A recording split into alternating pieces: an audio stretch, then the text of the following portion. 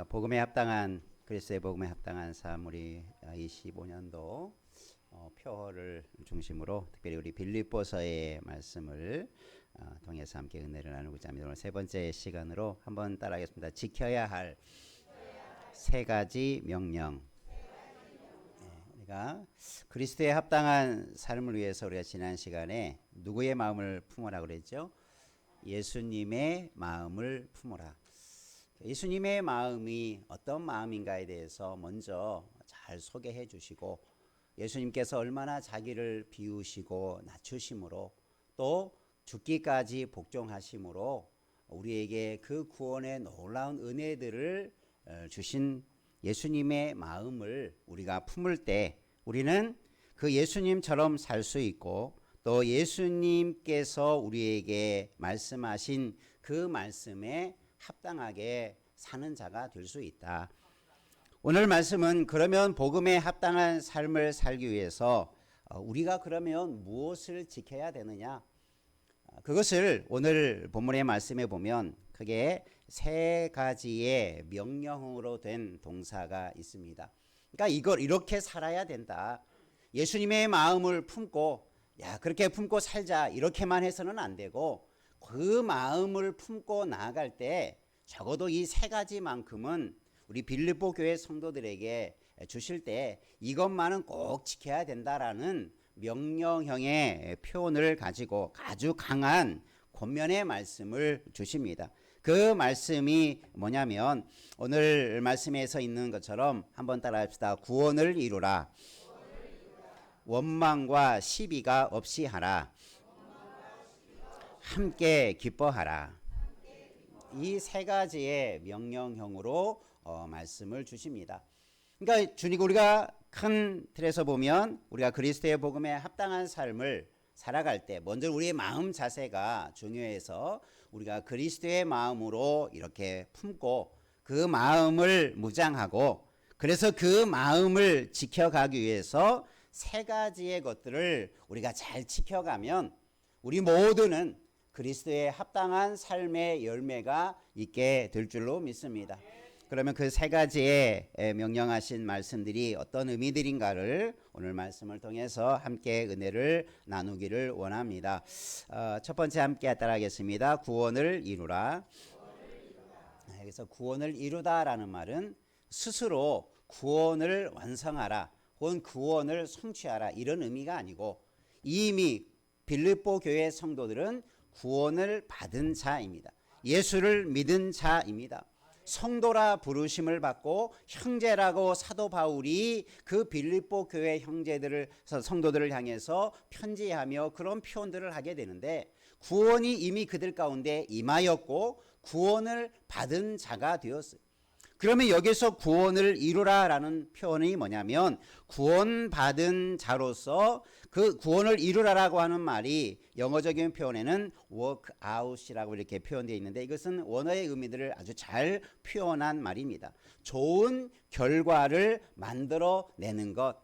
그러니까 구원함을 받은 자가 그 구원에 합당한 삶을, 합당한 열매를 맺어가는 것, 그것과 함께 연결되어져 가는 거죠. 원래 워크아웃이라는 이 단어는 연습하다, 운동하다, 훈련하다 뭐 이런 영어적인 표현도 담고 있어요. 예를 들면 어떤 사람이 자기 건강을 위해서 요즘에는 뭐 헬스장을 많이 다니죠. 거기에서 운동을 통해서 자신의 건강함이 이루어지고 또 효과가 나타나는 그런 연습과 운동, 그것을 바로 이 이루다라고 하는 표현 속에 담겨 있는 다른 영어적인 표현이기도 하죠. 여러분이 뭔가 운동을 통해서 근육이 형성이 되고 또 건강함이 이루어지는 것, 그게 그 운동의 좋은 결과라고 볼 수 있죠. 구원함은 받은 자들이 이런 좋은 결과를 만들어내는 것, 그것을 지금 첫 번째 구원을 이루라라는 이 단어 속에 잘 드러나 있는 표현들인 것입니다. 그러면 우리가 어떻게 구원을 이루어가고 구원받은 자로서 좋은 결과를 어떻게 이루어갈 수 있느냐라고 하는 것을 오늘 잘 설명해 주고 있는데, 오늘 말씀에 보면 어떤 말씀이냐면 12절에 나 12절 말씀을 한번 우리 같이 읽어보겠습니다. 그러므로 나의 사랑하는 자들아 너희가 나 있을 때뿐 아니라 더욱 지금 나 없을 때에도 항상 복종하여 두렵고 떨림으로 너희 구원을 이루라. 이 구원을 이루라고 하는 그 앞에 여러 가지 수식어들이 담겨져 있는데, 예를 들면 빌립보 교회 성도들이 나 사도 바울이 있을 때나 없을 때나, 사도 바울 앞에서나 사도 바울이 있어서 사도 바울 앞에서 그렇게 구원받은 자로서의 생활을 그렇게 할 뿐만 아니라, 만약 사도 바울이 없더라 해도 지금 내가 감옥에 있어서 얼굴을 대면하지 못하고 혹시 내가 죽는다 할지라도 그것과 관계없이 항상 그리스도의 주신 구원의 은혜를 이루라라고 말하면서 그 앞에 뭐라고 말하면요, 항상 복종하여 라고 말하고 있어요.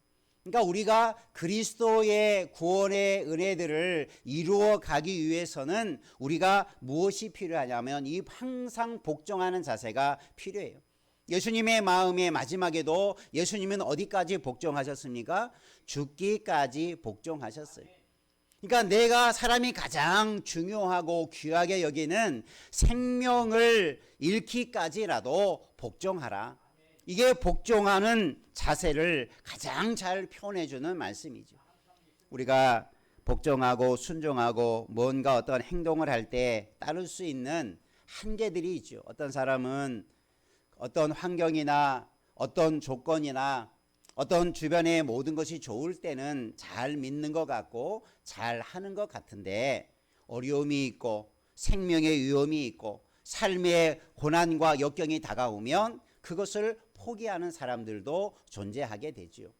그래서 사도 바울은 먼저 자신의 마음을, 또 자신이 처한 상황 속에서 먼저 자신이 그러한 삶을 살고 있다라고 하는 것, 감옥에서도 나는 이런 삶을 살고 있다라는 것을 먼저 보여주고 알려주고 그러한 삶을 또한 따를 것을 가르치는 것이 이 빌립보서의 배경이기도 한 거죠. 그래서 이 사도 바울은 항상 복종함으로 이것을 이루라. 여러분, 우리가 복종하는 마음이 없이는 주님의 뜻을 이룰 수 없음을 기억하시기를 바랍니다. 죽기까지 내가 복종하고자 하는 마음이 없다면 우리는 반드시 중간에 어려움 앞에 포기하거나 넘어질 수밖에 없는 존재일 수 있어요. 우리가 복종을 끝까지, 때로는 죽기까지 복종할 수 있는 자 되기를 주의 이름으로 축원합니다. 한번 옆에 분하고 다녀봅시다. 죽기까지 복종하는 자 되십시다. 어떻게 그렇게 살 수 있냐, 아마 여러분 마음속에 말은 그렇게 하는데, 내가 어떻게 죽기까지 복종할 수 있을까? 정말 내가 죽음 앞에서도 내가 믿음을 지키고 구원의 그 아름다운 삶을 내가 지켜낼 수 있을까? 혹시 의심이 들거나 혹은 나는 안 될 것 같은데 이렇게 회의적인 생각이 계신 분들이 있다면 여러분 걱정하지 않기를 바랍니다. 왜냐하면 성도가 구원을 이루는 방식을 그 다음 절에 바로 말씀해 주고 있어요. 그 앞에서 두렵고 떨림으로 너희 구원을 이루라라고 말씀하면서, 그죠? 우리가 죽기까지 복종하는 마음을 가질 때 우리 안에 어떤 마음이 필요하냐면 두렵고 떨리는 마음이 필요해요. 이것은 하나님을 향한 경외심과 어떤 전율을 느끼라는 거죠. 야, 하나님께서 우리에게 주시는 이 말씀을 우리가 경외하고 하나님을 경외하고 하나님을 사랑하고 그 뜻대로 살기를 다짐하는 마음으로 나아가면서 구원을 이루라 말씀하고 있는데, 그래서 우리가 낙심할 필요가 없고 내가 정말 복종할 수 있을까, 내가 정말 그런 삶을 살 수 있을까 의심하지 않기를 바랍니다. 그래서 그 원리를 세 가지로 또한 설명해 주고 있어요. 13절에 보면 한번 따라합시다. 너희 안에서 행하시는 이. 네, 먼저 하나님은 우리에게 이런 복종하며 구원을 이루기 위해서 하나님께서 먼저 하시는 일이 있어요. 그게 뭡니까? 너희 안에서 일하신다. 우리 안에서 역사하신다. 여러분, 그래서 우리는 구원을 이룰 수 있는 자가 되는 줄 믿으시기를 바랍니다. 내 스스로가 아니라 이미 우리 안에 성령을 통해서 하나님이 우리 안에서 먼저 역사하시는 줄 믿으시기를 바랍니다. 그래서 우리는 능히 복종도 할 수 있고 죽음까지도 두려워하지 아니하고 복음에 합당한 삶을 살아가는 자가 됨을 믿으시기를 바랍니다. 그런 담대한 믿음 가지고 여러분 구원을 이루는 편에 서기를 주님의 이름으로 축복합니다. 그래서 영어로 보면 work in you, 너희 안에서 일하신다. 그러니까 내가 스스로 일하는 게 아니라, 내가 스스로 뭔가를 하려고 하는 게 아니라 먼저 우리 안에서 일하시는 성령의 하나님의 은혜와 능력이 먼저 선행된다. 여러분 그걸 믿으시기를 바랍니다. 그러면 우리 안에서 그냥 행하시는 이는 또 우리에게 어떤 일을 하시냐면, 따라해 보겠습니다. 13절에 자기의 기쁘신 뜻을 위하여 너희에게 소원을 두고 행하신다.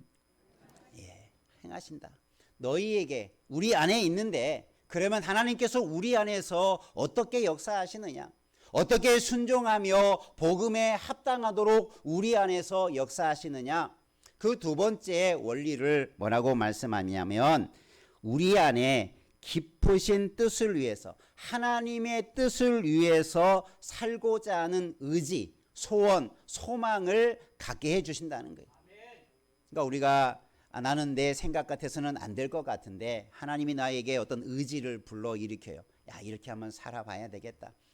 내가 한번 이런 삶을 사는 한번 소망을 품고 그런 의지를 품고 살고자 하는 마음을 성령, 내 안에서 역사하시는 성령께서 불러일으켜 주신다는 거예요. 그게 내 만족이나 내 기쁨이 아니라 누구의 뜻을 위해서요? 하나님의 기쁘신 뜻을 위한 우리 안에 선한 마음을 일어나게 만들고 품게 만들고 또 그런 일을 내가 의지적으로 행하고자 하는 마음을 하나님께서 먼저 주신다. 여러분 이게 하나님이 구원을 이루시는, 또 하나님의 뜻에 합당하게 살게 하시는 하나님의 일하시는 방법인 것을 가르쳐 주고 있어요. 그러니까 하나님은 내가 하고 싶지 않은데, 나에게는 절대 그런 마음도 없는데 어떤 일을 시키는 분이 아니. 하나님은 그런 방식으로 하나님의 나라의 일을 하게 만들지 않아요. 여러분이 하기 싫은데 하나님은 억지로 시키지 않습니다. 여러분에게 하고 싶은 마음을 주시고, 여러분이 그렇게 살고자 하는 열망도, 그런 꿈도, 그런 비전도 품게 하십니다. 여러분 그것을 붙들고 나아가는 자가 복된 인생이 될 줄로 믿습니다. 그것을 붙들고 나아가는 자는 분명히 구원의 아름다운 열매를 맺게 될 것이지만, 안타깝게도 그것을 놓아버리거나 포기하거나 그 마음을 잃어버린 자들에게는 열매가 없겠죠. 심지어 그런 마음조차 품지 않는다면, 그런 마음조차 우리 안에 생겨나지 못한다면 우리는 두렵고 떨림으로 우리가 주님 앞에 서 가야 돼요. 왜 나에게는 하나님을 향한 열망이 없을까? 여러분 두렵고 떨림으로 우리 자신의 모습을, 우리의 구원을 돌아봐야 돼요. 정말 내가 구원받았다면 나에게 왜 이런 마음이 없을까?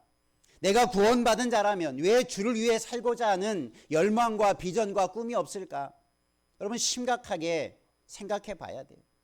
하나님이 우리를 구원받으셨다면 그게 끝이 아니죠. 구원받았으면 반드시 구원받은 자의 삶을 살아가도록 사명도 주시고 직분도 주시고 하나님의 나라의 일을 할 수 있는 꿈도 주실 줄 믿으시기를 바랍니다. 그것이 하나님께서 우리를 부르신 부르심의 목적이 되는 것입니다. 우리 모두가 이런 선한 꿈을 품으시기를 주의 이름으로 축원합니다. 그래서 하나님은 이런 일을 위해서, 구원을 이루기 위해서 우리 안에서 이렇게 역사하시고, 그래서 주님의 기쁘신 뜻을 위해서, 영어적으로 보면 이 work라고 하는 말을 계속 반복하는데 work for랍니다. 이 목적을 위해서, 하나님의 기쁘신 목적을 위해서 하나님은 일하신다.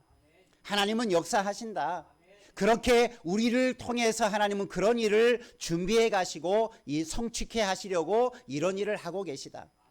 여러분이 이런 마음을 품으시기를 바랍니다. 그래서 여러분 하나님의 뜻이라면 그 뜻을 위하여 헌신하고 죽기까지 복종할 수 있는 자가 될 줄 믿으시기를 바랍니다. 내 마음이 아니라 하나님이 내게 그런 의지도 주시고 또 그런 마음도 주시는 줄로 믿습니다. 거기서 끝나는 것이 아니라 마지막에 뭐라고 하냐면 따라합시다. 행하게 하신다. 우리에게 소원을 두고 행하게 하신다라는 말은 내가 스스로 하는 게 아니라 그렇게 하도록 힘을 주신다. To work라고 영어적으로 표현하는데 일할 수 있도록 그렇게 힘을 복돋아 준다. 그 원래 이 소원을 두고 행하게 한다라는 말 속에 담겨 있는 의미가 뭐냐면 그냥 우리가 행하게 한다라는 말이 아니라 그 안에는 어떤 의미가 담겨져 있냐면 우리 안에 일할 수 있도록 효과적으로 일할 수 있도록 힘을 발휘하게 능력을 부여하는 의미가 담겨 있어요. 그러니까 일을 하려면 뭐가 필요합니까? 일을 할 수 있는 능력이 필요하죠. 어떤 일을 하려고 하면 그 일을 잘 감당할 수 있는 지혜나 능력과 힘이 필요하죠. 바로 그 의미입니다. 행하게 한다라는 것은 그 일을 효과적으로 잘 할 수 있도록 힘도 주시고 또 능력도 주신다. 이것이 오늘 말씀에서 주시는 하나님의 일하시는 방법입니다. 그러니까 내 힘으로 하나님의 기쁘신 뜻을 그래서 구원을 이루는 게 아니라 내 안에서 그런 일을 소원도 두시게 하시고 또 그런 일을 행할 수 있는 능력과 힘도 주시는 이가 하나님이신 줄로 믿습니다. 그러니까 앞에서 말한 것처럼 그래서 우리는 죽기까지 복종할 수 있어요? 없어요? 있는 거예요. 믿으시길 바랍니다. 사도들이나 과거의 믿음의 선제들 중에 순교하고 죽음 앞에 목숨을 바치면서까지 주의를 했던 사람만이 특별한 믿음이 있고 특별한 은혜가 있어서 그런 사람들에게만 이런 열매가 있는 게 아니라 우리에게도 동일한 열매가 있게 될 줄로 믿습니다. 그래서 우리는 이런 구원을 이루는 편에 서는 자가 된 거예요. 우리에게는 그런 일을 이룰 수 있도록 우리를 하나님께서 먼저 구원의 자리로 불러주신 줄로 믿습니다. 그래서 우리는 능히 하나님의 구원을 이룰 수 있는 그런 삶의 모습을 살아갈 수 있다. 그것을 가르쳐 주고 있습니다. 우리 모두가 내 안에서 나를 통해서 하나님의 일하시고자 역사하시는 하나님의 능력을 의지해서 마음껏 주의 사명을 감당하고 복음에 합당한 삶을 담대히 살아가기를 주의 이름으로 축복합니다. 두 번째, 오늘 우리가 하나님의 말씀에 그리스도의 복음에 합당하게 살기 위한 자세로서 두 번째 명령의 말씀을 주시는데 한번 따라합시다. 모든 일에 바르게 행동하라. 모든 일에 원망과 시비가 없이 하라. 원망과 시비에 대해서 말씀하고 있어요. 원망이라는 말은 불평이라는 말과도 거의 같은 의미예요. 원망이 많다 이 사람은 불평이 많다라는 것과 같은 의미입니다. 영어적으로나 원래 의미적으로 보도 같은 의미예요. 원망, 불평 그것은 같은 단어입니다. 그러니까 원망, 불평 이런 것들이 왜 우리 가운데 일어날까? 또 예를 어떤 가운데 왜 시비가 자꾸 일어날까? 우리가 사람들의 삶의 모습에 참 이런 모습만 없어도 사람의 모습, 사람의 관계, 사람의 삶에는 더 부유하고 풍족한 삶을 이루어갈 수 있을 것입니다. 우리가 어떤 일에 못마땅하게 생각하는 말이나 행동이 바로 원망과 불평입니다. 그런 못마땅하게 생각하니까 자꾸 시비를 걸고 시비를 따지고 무엇이 옳으냐 그르냐 자꾸 그런 방편으로 나아가죠. 그곳에는 시비를 자꾸 하고 시비를 따지는 사람의 삶의 모습에는 뭐가 나타납니까? 자꾸 분쟁이 나타나죠. 싸움이 나타나죠. 자꾸 시비를 걸면 사람과의 관계가 깨어지죠.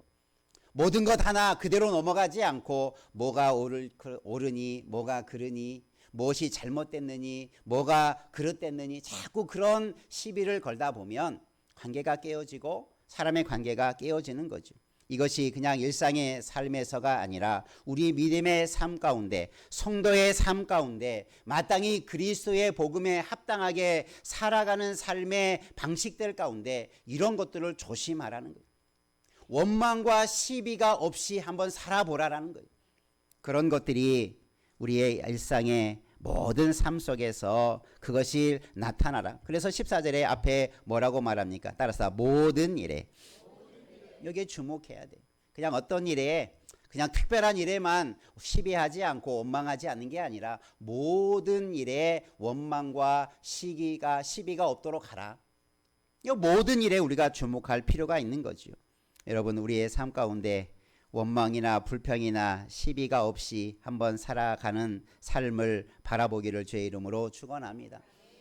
원망과 시비가 많았던 사람이 누구였습니까? 구약에 출애굽한 이스라엘 백성이 광야 40년을 지날 때 얼마나 불평하는 사람의 모습이 잘 드러납니까? 조금만 부족해도 원망하고 불평하고 시기하고 또 무엇이 잘 됐느냐 못 됐느냐, 심지어 모세를 향하여서도 하나님을 향하여서도 원망하고 시비를 따졌던 자들이 이스라엘 백성들이, 과연 이스라엘 백성들이 너무나 환경이 어려워서만 그랬느냐? 과연 이스라엘 백성들이 광야라고 하는 너무나 척박한 환경 때문에 원망하고 불평만 했느냐? 그게 아니다라고 하는 것을 성경은 증언해 주고 있죠. 왜냐하면 성경에 보면 그들은 발이 40년 동안 그 광야길을 행하여도 발이 부르트지 아니하고, 그들이 먹을 물이 떨어지지 아니했고 먹을 양식이 떨어지지 않게 했다. 이것보다 더 놀라운 역사가 어디에 있습니까? 그것만 하더라도 전혀 불평 불만 없이 살아갈 수 있는, 하나님이 무엇을 잘못해 주었느니, 하나님이 왜 우리에게 이렇게 해주느니, 그래서 심지어는 야 우리가 다시 애굽으로 돌아가자, 이런 막말을 하는 이스라엘의 모습이 잘 표현되어 있지 않습니까? 여러분, 이것은 구약의 이스라엘만의 모습이 아니라 우리가 때로는 환경 속에서 왜 나에게 이런 삶을 주셨는지, 왜 나에게 이런 어려움을 주시는지 때로 우리의 마음속에 원망과 불평의 마음이 생기거든. 여러분, 그것을 반드시 없이 하기를 주의 이름으로 축원합니다. 그런 마음들이 내 마음을 사로잡지 않도록 그런 마음을 주의하라는 거예요. 왜? 우리 안에 어떤 마음을 품어야 되기 때문에 주님의 마음을 품고 살아가고, 그래서 구원을 이루고 그리스도의 복음에 합당하게 살아가기 위해서 우리의 마음을 자꾸 빼앗는 작은 것 하나로부터 조심하라. 그런 것들을 빨리 없애라, 없이 하라, 이렇게 말하면서 그 다음에 또 우리가 그러면 어떤 마음을 가져야 되느냐? 15절에 말하죠. 따라합시다. 흠이 없고 순전하고 흠 없는 자녀로 빛들로 나타내라. 그래서 이런 마음을, 시기와 원망과 불평의 마음을 없이 하고 우리가 바른 흠없는 모습으로 살아가도록, 그래서 빛들로 나타나도록 그렇게 우리가 살아가야 된다라고 말합니다. 그러면서 15절에 보면 너희가 어그러지고 거스르는 세대라고 말하고 있어요. 왜 우리가 이런 마음을 꼭 없앨 것은 없어야 되고 지켜야 되느냐? 이 세대가 그러하기 때문이다라는 거죠. 세대가 이 세대를 바라보면 어그러지고 또 이 세대를 바라보면 또 거스르는 세대다. 이런 표현이 나오고 있는데 다른 성경에 보면 구부러지고 뒤틀려진 세대, 때로는 악하고 삐뚤어진 세상, 이런 표현으로 번역된 성경도 있어요. 그러니까 세상을 바라보라. 세상이 얼마나 삐뚤어지고 얼마나 어그러지고 얼마나 세상이 뒤틀려져 있고 얼마나 세상의 삶이 구부러져 있느냐.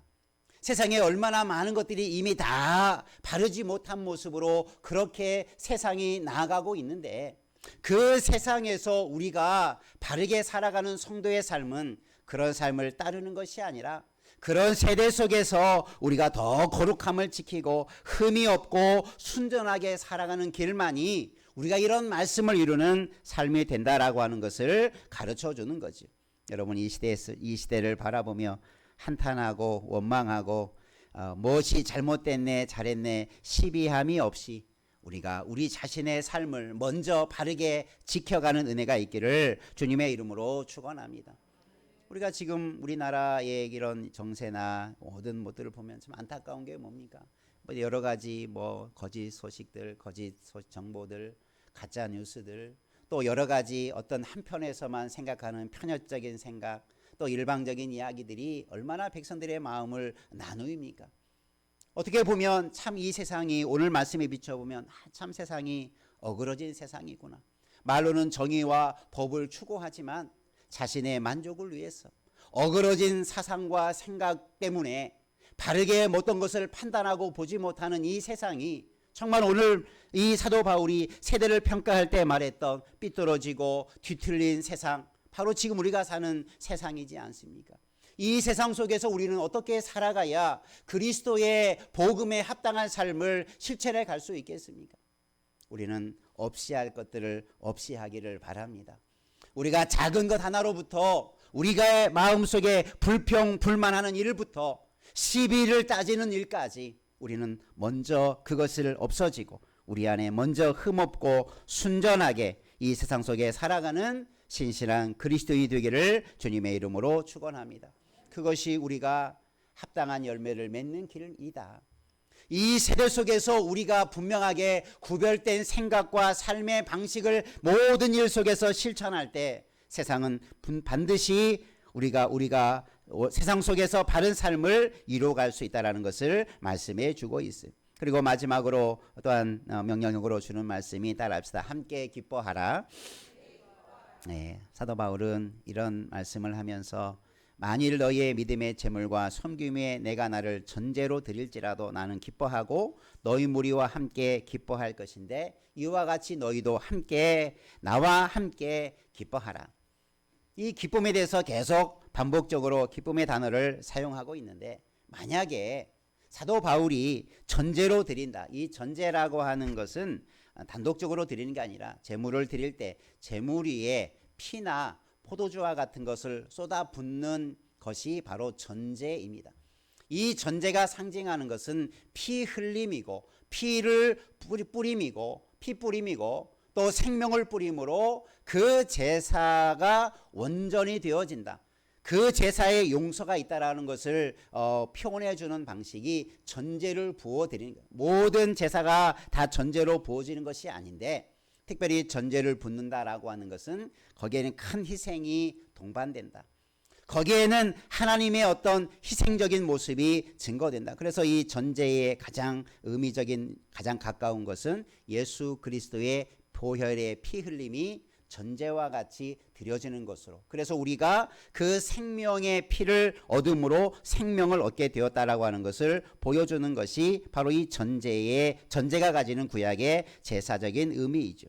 그런데 내가 만약 너희들의 빌립보 교회 성도들의 믿음의 제물과 섬김 위에 내가 피를 뿌려 내가 이런 희생을 한다 할지라도 나는 도리어 기뻐한다. 내가 죽더라도 나는 기쁨으로 이 일을 감당할 수 있다. 이것은 예수님의 죽기까지 복종한 마음을 실천하는 사도 바울의 모습을 보여주는 거죠. 너희들은 이렇게 복종하라, 죽기까지 복종하라 라고 말만 하는 게 아니라 자기 자신이 실제로 그런 삶을 살았고 또 그런 삶을 나는 분명히 너희들을 위해 내가 전제로 드릴지라도 나는 이것을 기쁨으로 감당하겠다. 여러분, 우리가 주님의 일을 할 때 왜 우리가 기쁨으로 해야 되는지를 잘 표현해 주고 있습니다. 우리의 모든 신앙의 행위들이 기쁨의 행위가 되기를 여러분 힘써가기를 바랍니다. 아무리 쉬운 것도 불평하며 원망하며 일하지 말고 기쁨으로 일하는 자 되기를 바랍니다. 그게 우리 주님의 일을 할 때 우리가 합당한 열매를 맺는 방식이에요.